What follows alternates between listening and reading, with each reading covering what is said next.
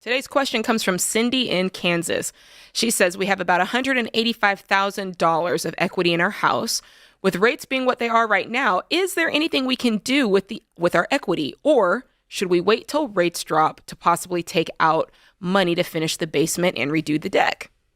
We have great credit and owe $115,000 on the house. We just don't understand if there's any benefit to having all this equity. We do plan to move in the next 2 years due to better schools. Would pulling from the equity of our house to finish the basement to increase our square footage to 3,000 square feet be smart? I got an offer from the bank saying I could take out an interest-only payment for 10 years. But I never heard of that before, and I didn't know if it's a good thing.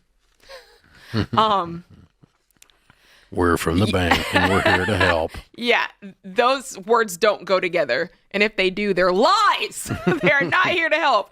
I want to make sure we're speaking the same language here, because words like debt and loans and interest rates, I don't care a whole lot about that. What I do care about is this equity in your home. And the great thing about that equity, Cindy, is that's of value to you. That's wealth that you're building in your home.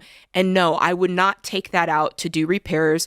You're stealing and robbing from your future when you do that. What I would do is start putting aside money to do those repairs on your home yourself and pay cash for those. And you might be thinking, yeah, Jade, but I'm going to move in 2 years. And, won't I get the money back?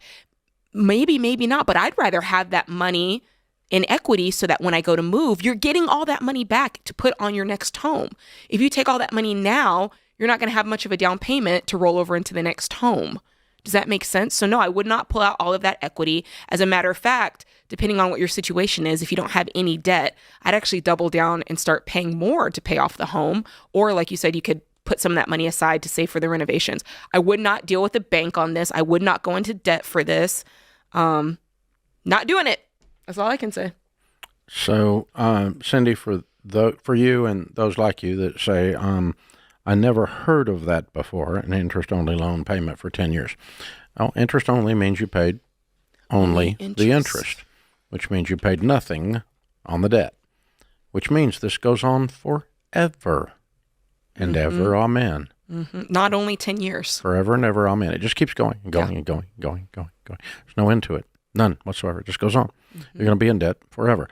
And the big problem with that is that you write checks every month for the privilege of going nowhere, just running like a rat in a wheel. That's what interest only is.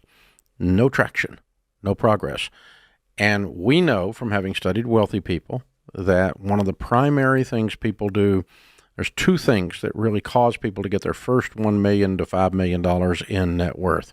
The two primary things are they invest steadily in their retirement plans in good growth stock mutual funds like 401ks and Roth IRAs, and they pay off their home, not pay only the interest and stay in debt forever and ever and ever and ever.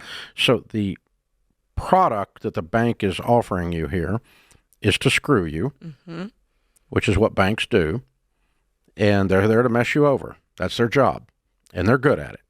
And they're to take interest from you and keep you in debt perpetually. So people that do this type of loan are what we call middle class, perpetually.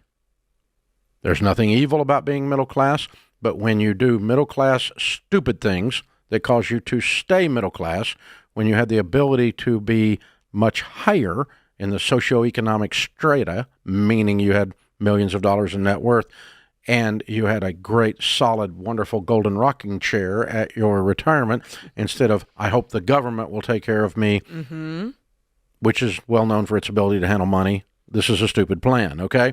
So, no, we don't do that. So the deal is, here's some things that, we could just take a second and talk about this. It's a good idea. Because I grew up in a slightly lower middle-class family, okay? And so I watched people do middle-class stuff, okay? Here's what middle-class... by the way, there's poor people stuff that they do, too. Sure. And then there's rich people stuff that you do. Yes. And it's not that a person is better by character than another by doing these things. These are just the financial moves that cause you to stay in one of these areas, okay? Poor people would be payday lender. Yes. Pawn shop. Title loans. pay at payday. What do you call it? Payday loan, like Pay at the car lot, whatever it is. What do you call it? tote the note. Tote the note. Rent to own your freaking washer and dryer. Yes. And pay about 5x for it when you do Yes. that. These are poor people's. Lottery. Lottery's Yes, going to make play me the lottery. rich. Mm-hmm. By the way, almost all lottery tickets, 78% of lottery tickets are sold in poor zip codes. That's Yeah. And in Tennessee, the lottery money is used to send middle class and upper class people's kids to school. They pay for they give you $3,000, $4,000 for tuition. So in Tennessee, poor people are sending rich and middle class people's kids to college. So isn't that a wonderful program? I just love it. It's awesome. And so so that's poor people stuff. Okay. Yep. Middle class people stuff is car payments. notes. Car payment. I'm going to get rich on airline miles with my credit card. HELOCs. HELOCs. I'm gonna take a second mortgage out, interest only, and fix up my basement and build a deck because I deserve it. I believe all the SoFi commercials. The pretty people. Student loans. Student loans. Middle class. Some lower class, but mainly middle class. Keep you middle class forever. Whole life insurance. That's a good one. Yes, whole life. Leasing a car. Yes. Very middle class. Very middle class. So rich people don't ask how much down and how much a month. They ask how much. They avoid payments. They pay for it or they don't buy it. That's what got them to be rich, and it's what keeps them rich.